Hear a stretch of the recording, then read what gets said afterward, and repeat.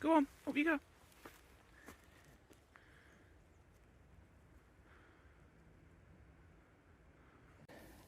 Go on then, through there, go on, through there, go on. Good boy. Go on, through you go, go on. Good boy. Go on, Willy Bob, go on, you can do it. Go on, you need mum, daddy to push you, there you go. Good boys.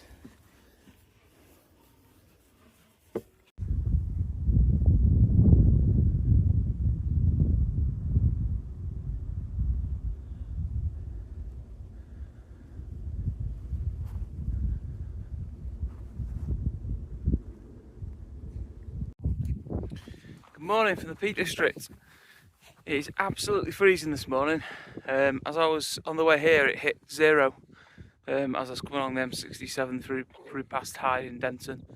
As you can see, the sun is just about to come up over the reservoir over there. I've just walked up from Crowden, which is down there. When we parked up, it was pitch black, so we've done kind of half of the walk up there with head torch on, and the boys are with me as usual. Down here rolling in grass like they always are. I think it's customary that when we stop we have to roll around in grass. Daft dogs. So yeah, so the plan today is to bag an ethel called Featherbed Top. No, not Featherbed Top. Featherbed Moss. So yeah, not to be mistaken with Featherbed Top, which is the one that is on the Snake Pass, that's just off the Snake Pass, which annoyingly, when I did part of the Pennine Way there, the first stage of the Pennine Way, I should really have walked out to it and bagged it, because it's not really much of a walk itself, just a bit of a bump really, so I'm a bit annoyed I never actually bagged that. But this one here is one of which is Featherbed Moss, is one of the most northerly ethels that I'm yet to do, so I think there's only Alphin Pike, which you can walk to from here, but because I've got these two with me, I'll probably not do that. But yeah, we're hoping for a really good sunset coming up soon, which shouldn't be long now. I think it's 7:37, the sun's due up, although I think it's going to come up around the back of Bleaklow, so it might be slightly delayed as to what time we actually see the sun. But yeah, it should be a good day. It's absolutely freezing. Like I say, it's really frosty and icy up here. I had to de-ice the car this morning, which the neighbours probably didn't like because it was about 5:30 when we set off. But yeah, it should be a cracking day. Go on then, boys, show me the way. Go on, show me the way.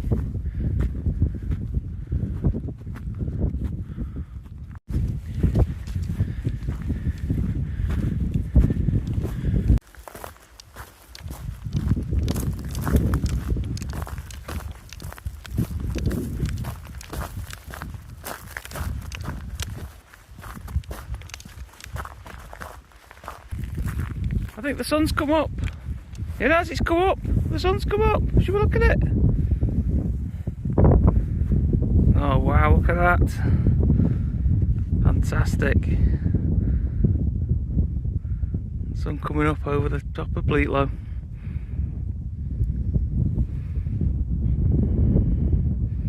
There's Black Hill over there. And Hollins Moss TV transmitter. The sunshine. There's a grouse saying good morning. And in about 10 minutes time, the sky will be full of skylarks, because that's what always happens. 10 minutes after the sun comes over the horizon, they go mad. Amazing.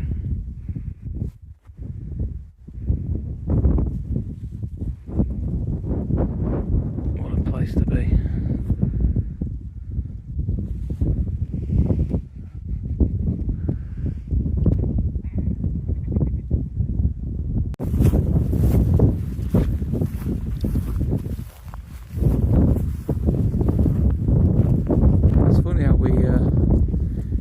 Really high up the highest hills to try and get like a cloud inversion and the mist and fog, but as you can see over there between sort of Cown Edge,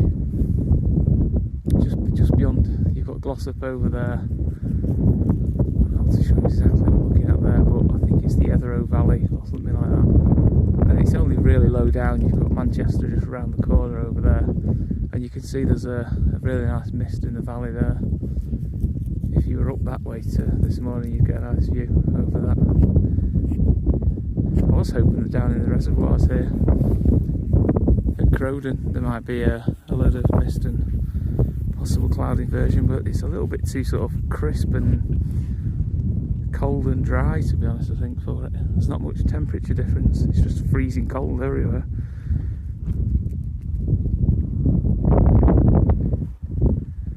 So we're just heading up to this spot up here. Is called Lad's Leap, where a stream comes off the top of the plateau here.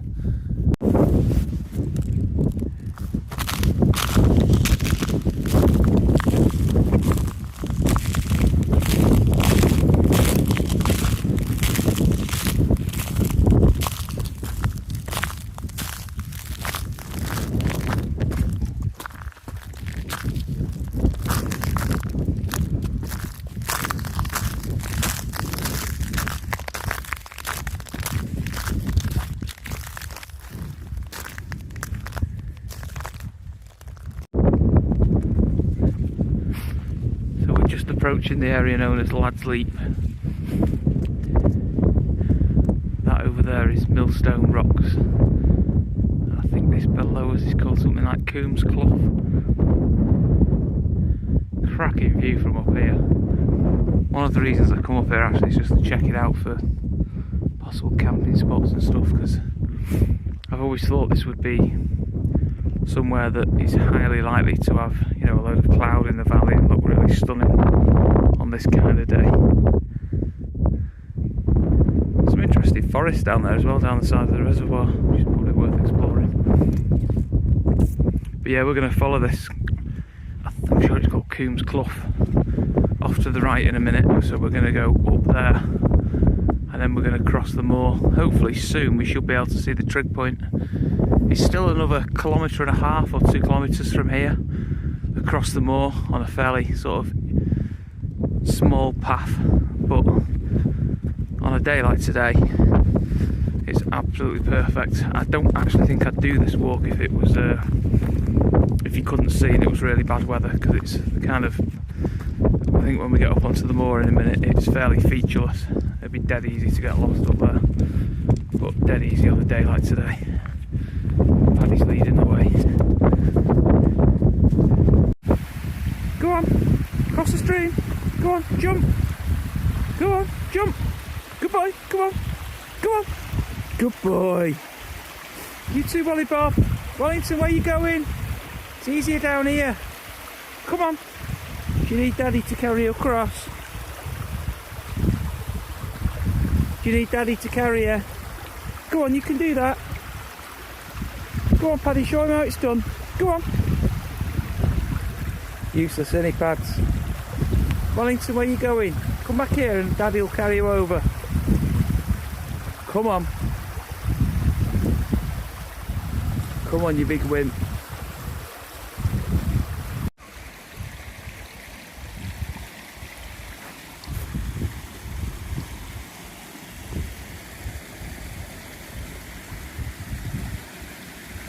Yeah, so this is Lad's Leap, and I've got gotta say, it's pretty stunning. That looks amazing down there. Probably a bit of a scramble down there. Looks like pretty good fun. I'm not going to do it today because I've got these two with me obviously, but I think coming up there would be quite good fun.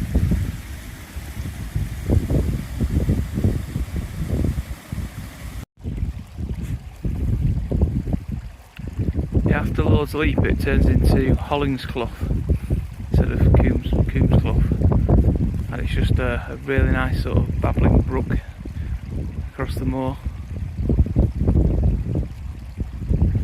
We're a little bit sheltered here actually because there's a bit of a hill to the side of us, so it's still in shadow from the morning sun. So it is absolutely freezing on this section at the moment. It's lovely here though. This is so quiet.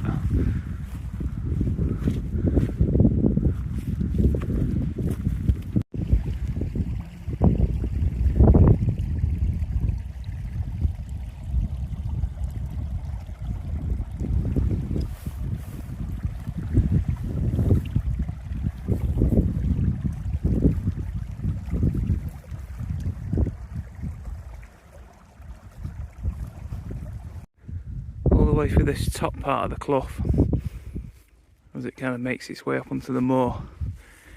It snakes its way through this little clough here, and every time there's a bend in the river there's all these sort of tussocks of grass, and they're all covered in ice and frost. They're absolutely stunning, especially because the sun's so low. It's only just like hitting the tops, as you can see down there. It's really, really nice up here. This is what moorland walks in the Peak District should all be like. No one around, silence other than grouse, curlew and skylarks, beautiful sunshine, frost and ice, which makes it a lot easier to walk on the bogs. It's absolutely perfect today. Come on, Willy Bob.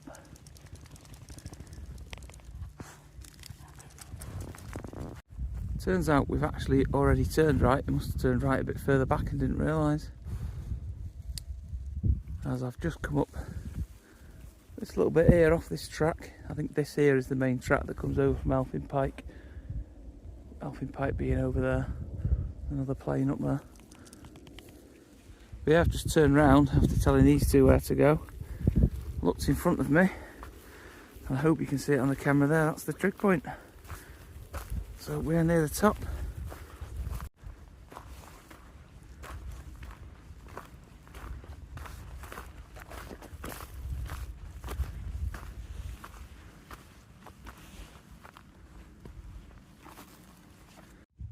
So here we are, cold and frosty morning at Featherbed Moss.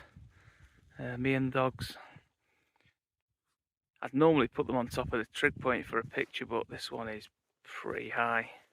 It's actually higher than my head, so I don't think I'm going to do that today. But yeah, look at these for views. It is pretty stunning. 360 views, and there's a trig point. So let's see if I can try and point a few things out for you. So we've got Bleatlow over there, and then beyond Bleatlow there's Kinder. You probably can't make it out on the video, but you can. Every so often I keep seeing the glimpse of sun hitting cars going up the Snake Pass over there. Then over there you've got parts of the White Peak. You can just about see Win Hill.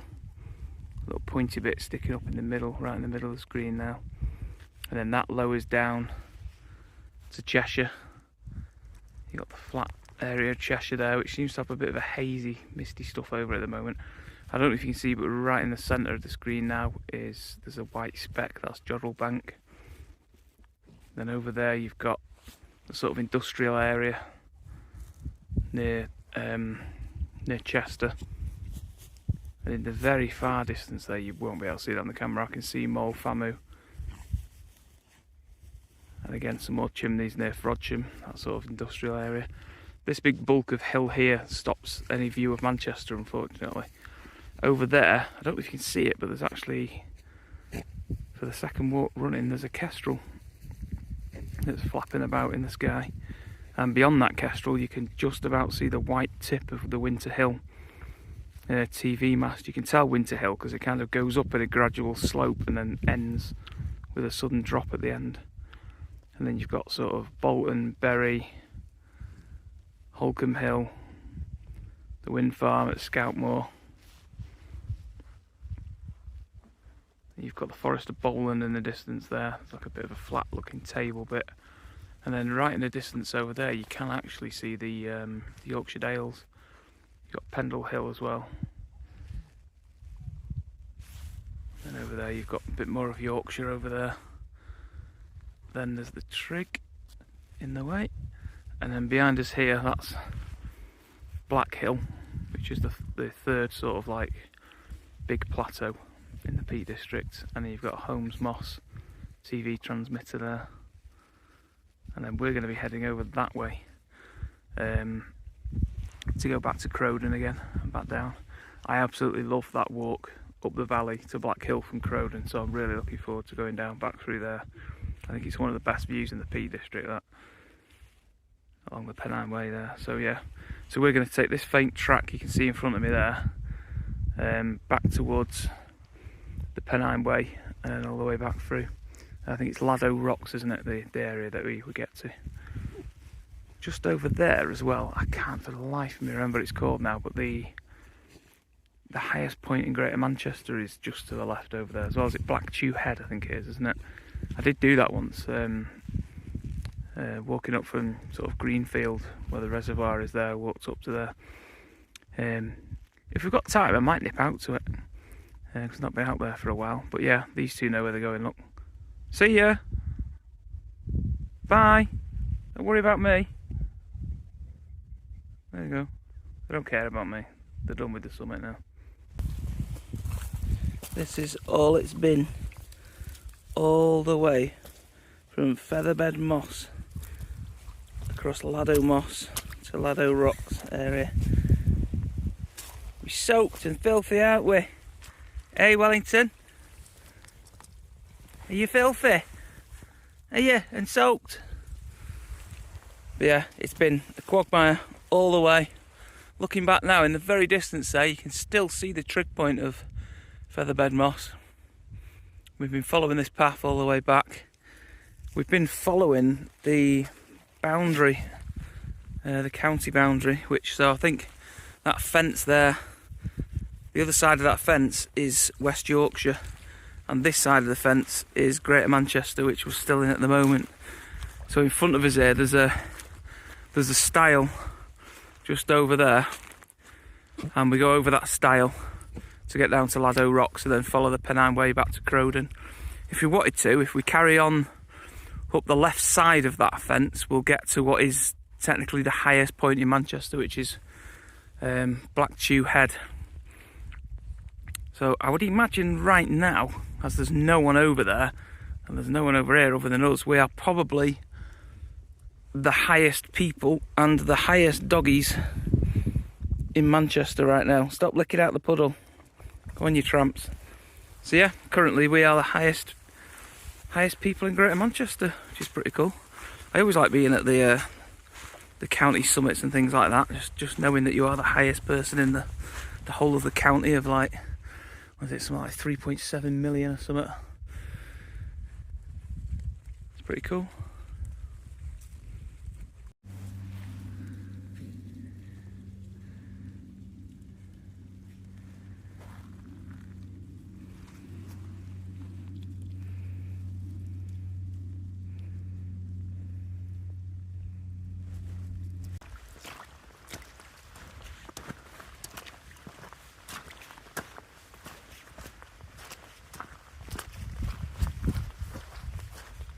This walk from Crowden to Black Hill via Laddow Rocks is amazing. Everyone talks about the Crowden horseshoe, but the second part of that horseshoe coming down that other side over there, I think it's White Hill or something like that, it's horrific compared to the amazing route across Laddow Rocks. If anyone ever walks to Black Hill, don't feel like you have to do the Crowden Horseshoe, because honestly the other half of it's rubbish. It's just boggy and horrible, but this side of it, walking up Laddow Rocks up to Black Hill, is absolutely stunning. I don't know if you can see it on the camera, there's a big plane coming into land into Manchester.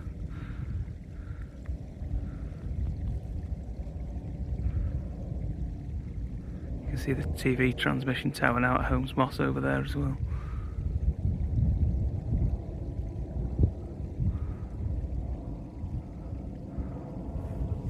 That is a big one.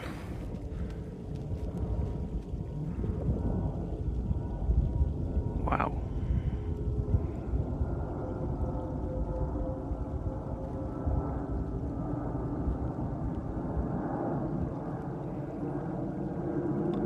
It's one of the bonuses of walking in the Peak District, seeing the planes come in. Although I have to admit, at night when you're wild camping, it's actually quite freaky, especially when they break in the air. They make that kind of reverse engine noise, which scares the hell out of you.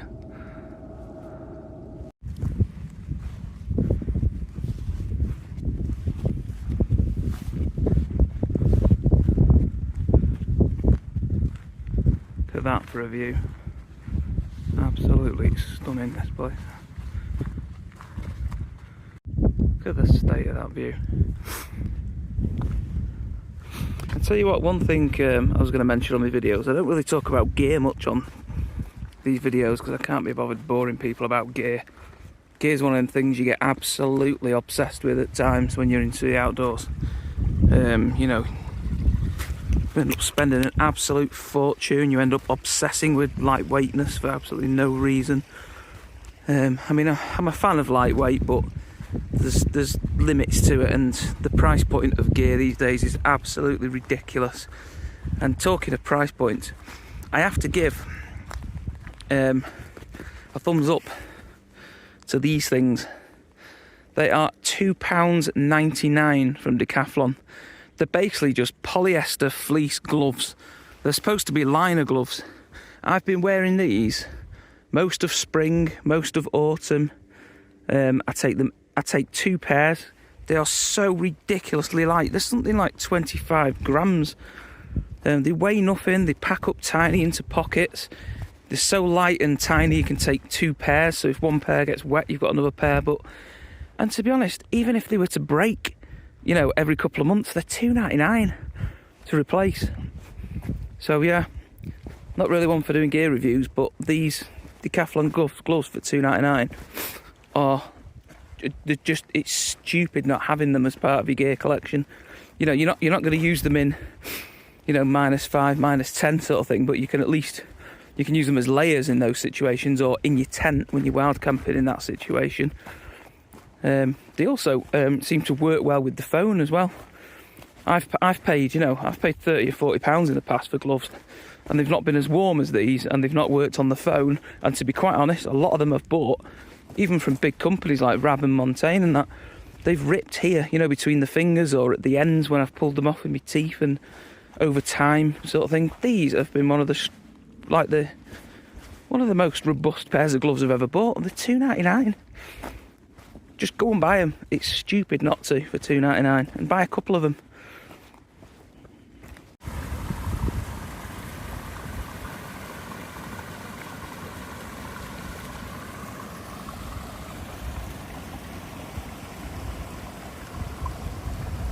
Come on, boys. Go across the stream.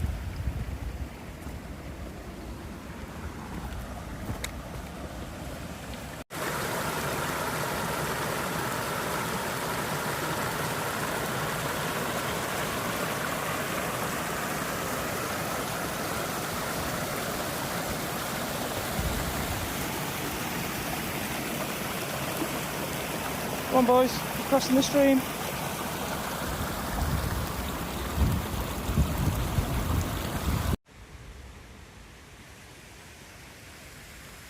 I gotta say, I'm proper sweat on coming down here now. It is like summer. It is blue sky. My sister sent me a picture this week of the sky in Ibiza, and it kind of looks like that now. Although apparently it's still only 5 degrees, but it feels like about 15 degrees. It certainly feels about 15 degrees warmer than it was this morning. But it is absolutely stunning down here. It's that warm, even the swarm of flies are out now.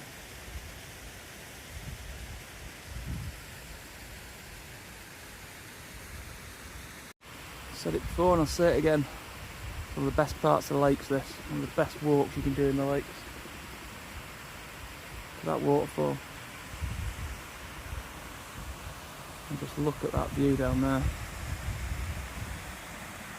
Absolutely stunning. Massively underrated, this walk.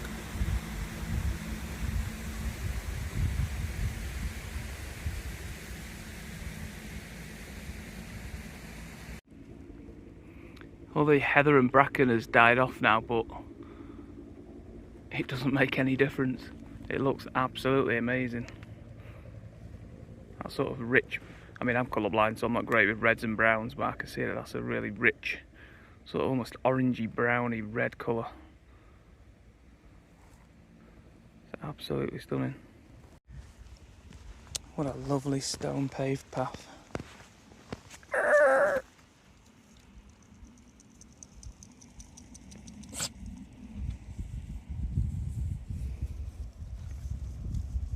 Go on, cross. Go on. Go on. Go on. Over. Go on. Good boy. Go on. Go on.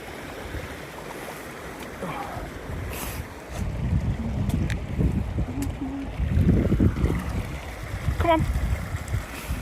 Good boys. Come on. Come on. Come on. Come on. Come on. Good boys. Come on, you useless dogs. I'm not carrying you over that. Come on, this way, Wellington. Welly Bob, this way. Come on, this way, it's shallower here. Gordon Bennett. Call yourself mountain dogs. Come on. Come on, Welly Bob. Come on. Good boy, come on.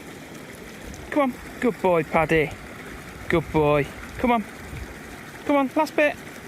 Come on, it doesn't matter if you get muddy. Yeah. Nice and wet. Good boy, Welly Bob. Come on. Come on. Come on, dude. This way. Come on. Come on. Come on. Good boy. Come on. Come on, you can do it. Come on. Good boy. Come on. Come on. Come on, to the rocks. Good boy. Come on. Come on. Come on. Come on. Good boy. Go on. Good boy. Go on. There's a good boy. Go on. Go on, it's only one last bit. Go on. Go on.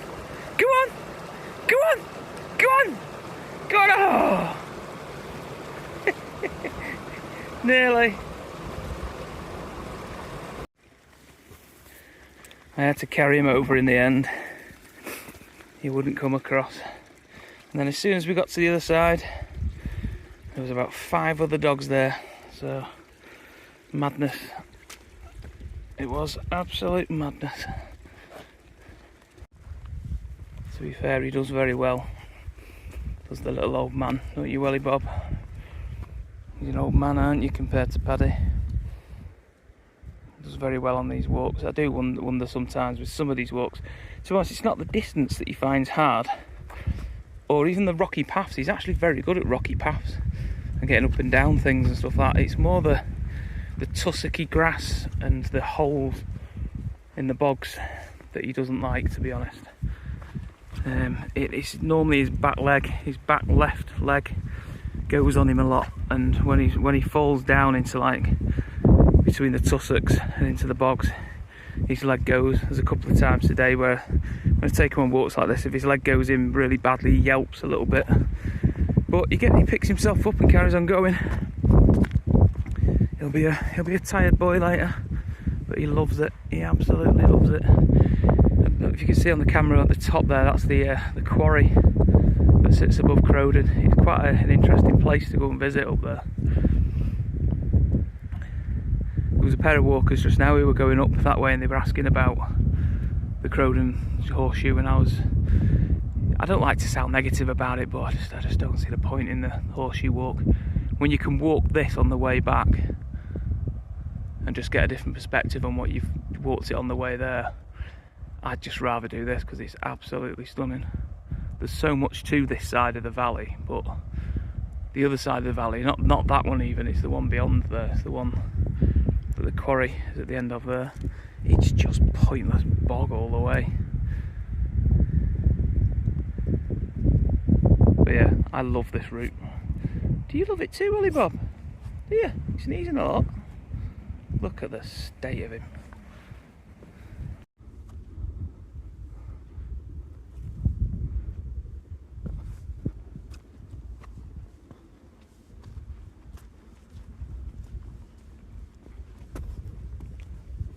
That little bit of woodland there is where we turned left this morning, so coming up in the opposite direction, instead of coming along here straight into the valley, we turned left and we went up behind there and up onto up there to get to Lad's Leap.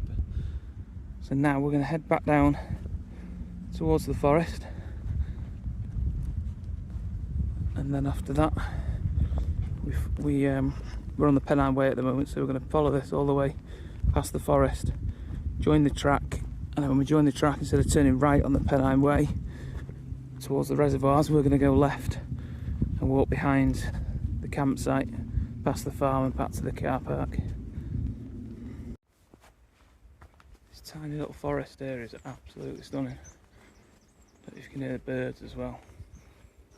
It's all moorland here, but there's just this random little woodland that's been planted. I think as well, this is where we went up earlier. So this morning when it felt like -20, we went up there. We turned left up that track there. Yeah, I always remember there was a plaque here as well from the Manchester Ramblers Club.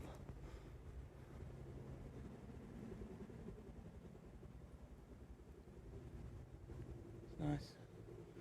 Like I say, it's a hell of a memorial. It's a stunning little woodland. I'll sign off the video here at this little woodland. We're just about to go through the gate there on the Pennine Way just to pick up the trap back to Crowden car park. Fantastic little walk. I've never done this before. I've done obviously the Crowden horseshoe, and I've done Crowden to Black Hill and back along via Laddow Rocks a few times. But I've never done that circular before up to Lad's Leap. Highly recommend it. It was actually really good. The path up there is pretty decent. It's quite steep, but it's decent path. And once you're up there, that clough that you take, I think it's called Hollins Clough, from Lad's Leap over to I can't remember what it's called now. The hill we've just done. That's good, isn't it? Featherbed Moss. To Featherbed Moss, it's a bit boggy in places, and then obviously Featherbed Moss to Laddow Rocks is really boggy, but it's well worth doing it, and it's a nice circular route as well, and you get to experience the really quiet moorland up there, and then you've got the sort of busier valley down here, which, as I've told you a million times, I absolutely love this place. So yeah, so until next time, have a good one. Well, come on, I'm not picking you up. Are you too knackered to even get out the car?